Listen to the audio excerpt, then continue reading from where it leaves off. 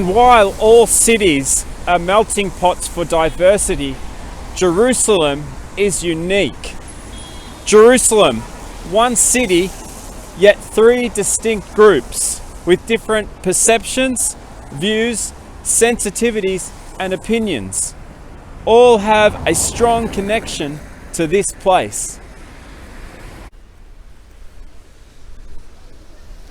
Michael Schoolson, in his article titled "Why Jerusalem is So Important for Muslims, Christians and Jews," explains. Around the world, Jews pray facing Jerusalem. Jewish rabbinical teachings hold that when the Messiah comes, the temple will be rebuilt. Today, one of the old retaining walls of the temple, called the Western Wall, is a principal worship site for Jews. For Christians, Jerusalem is also a place where Jesus preached, died, and was resurrected. Many also see the city as central to an imminent second coming of Jesus. Jerusalem is now a major pilgrimage site for Christians from around the world. For Muslims, Jerusalem is the site of key events in the life of Jesus and other important figures. It is also the spot where, according to traditional interpretations of the Quran and other texts, the Prophet Muhammad ascended to heaven. Above sits the Dome of the Rock, an Islamic shrine located on the Temple Mount in the old city of Jerusalem. The foundation stone is the name of the rock at the center of the Dome of the Rock. Muslims believe the Temple Mount, called the Harim al-Sharif, the noble sanctuary, is the place where the Prophet Muhammad ascended to the divine presence on the back of a winged horse. Jewish tradition holds that it is the site where Abraham nearly sacrificed his son Isaac to prove his faith, and that it is also where King Solomon, according to the Bible, built the first temple. The first temple was later destroyed by the Babylonians, and the second temple was built by the Jews that returned from exile. It was in this second temple, expanded and refurbished by Herod, that Jesus Christ lashed out against the money changers. We can read about this in the Gospel of John.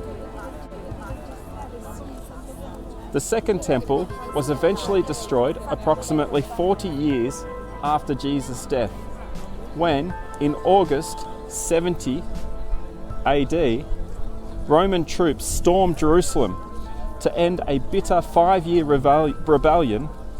Of the few remains of the temple is a 50-meter long section of the Western Wall, called the Wailing Wall, where many Jewish people come to pray.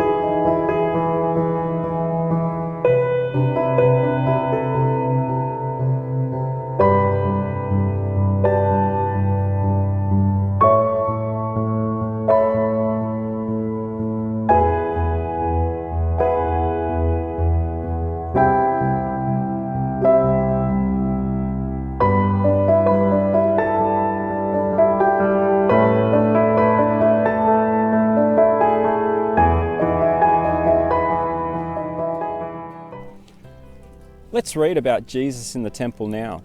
John chapter 2 verses 13 to 22. When it was almost time for the Jewish Passover, Jesus went up to Jerusalem. In the temple courts he found people selling cattle, sheep, and doves, and others sitting at tables exchanging money. So he made a whip out of cords and drove all from the temple courts, both sheep and cattle. He scattered the coins of the money changers and overturned their tables. To those who sold doves, he said, "Get these out of here. Stop turning my Father's house into a market."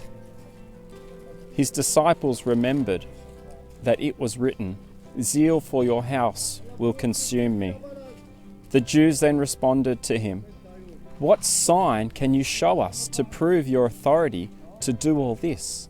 Jesus answered them, "Destroy this temple, and I will raise it again in 3 days."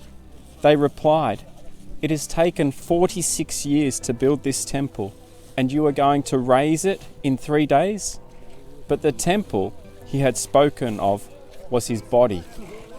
After he was raised from the dead, his disciples recalled what he had said. Then they believed the scripture and the words that Jesus had spoken.